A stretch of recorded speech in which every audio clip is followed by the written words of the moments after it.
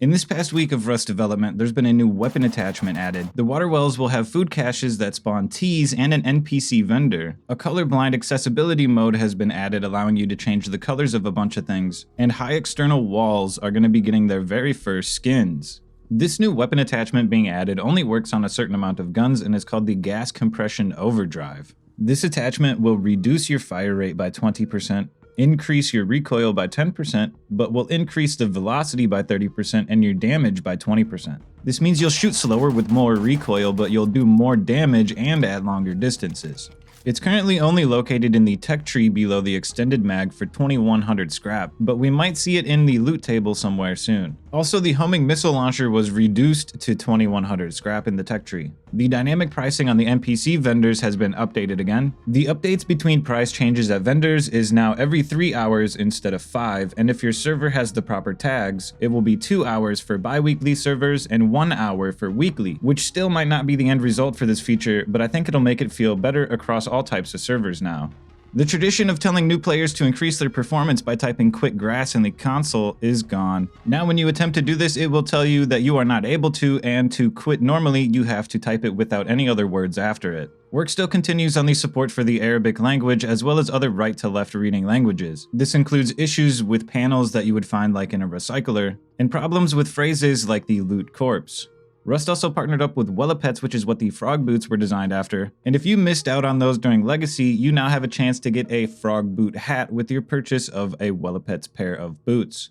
Moving on to more exciting news about the new world update coming. NPC vendors that you can kill will be found at water wells, which are those things that spawn around dirt roads on the map, and now all of the variants of these water wells will also come with 1 to 2 food cache spawners, while the NPC will only spawn at the C and D variants of these, which I believe are the larger ones.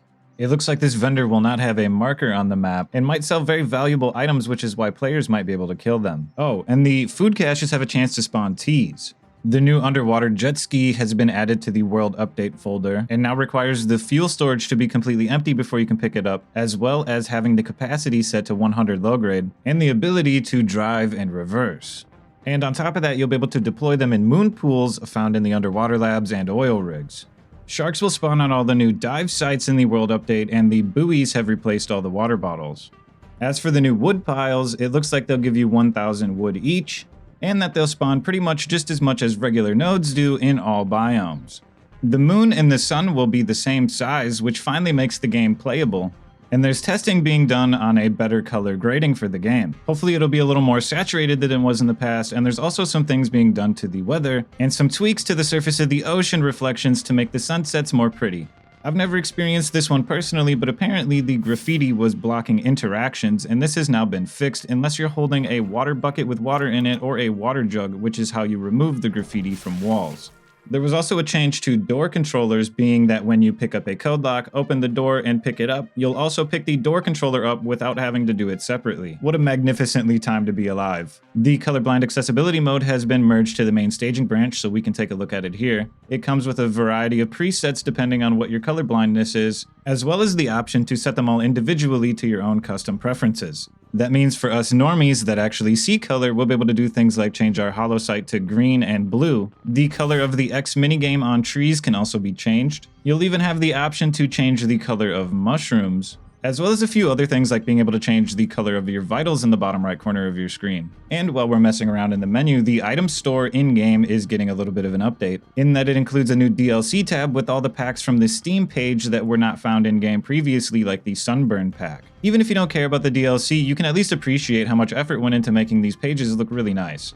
There's been some changes to the commands associated with Wallpaper, and you can read the specifics about that here, but basically the names of the commands have slightly changed, like this one here that allows you to add wallpaper to all walls in a radius around you, and you can set the ID of the wallpaper that it places down, which you can figure out the names for by taking out a spray can, right-clicking and hovering over the ones that you have, or by using the short names, which you can see a full list of them here. If you're using the actual name of the skin, you'll need to enclose it in parentheses. On top of the add radius command for wallpaper, there's also a remove radius, and a new change command has been added, which allows you to input a new wallpaper that you would like to apply on top of ones that have been placed already. When used in the right setting, these wallpapers are going to be a game changer for content creators, and these commands are extremely useful. Speaking of which, there was 2 new prefabs added for modders which allow them to have volumes for the barricades placeable inside monuments. This also includes tin can alarms, and if you want to have barricades placeable only in specific parts of a monument, you can overlay these new volumes on top of the pre-existing ones. It also looks like there's new commits in association with the new Frontier DLC pack that includes a hazmat hatchet and a few other things like we see here with a new Frontier gate and wall meshes. I would assume, since this is the Frontier line, that this would be for the wooden high external wall and gate. And as you saw in that first commit, it'll have some sort of ability to have randomization on its models when placed. And these will be the very first skins for external walls. There was a new Refill Vitals All command added for admins, and the Refill Vital command now has the ability to take more than one player's names at a time. And that's all I got for you guys today. Leave a like if you enjoyed the video, leave a dislike if you didn't, and I'll catch you in the next one.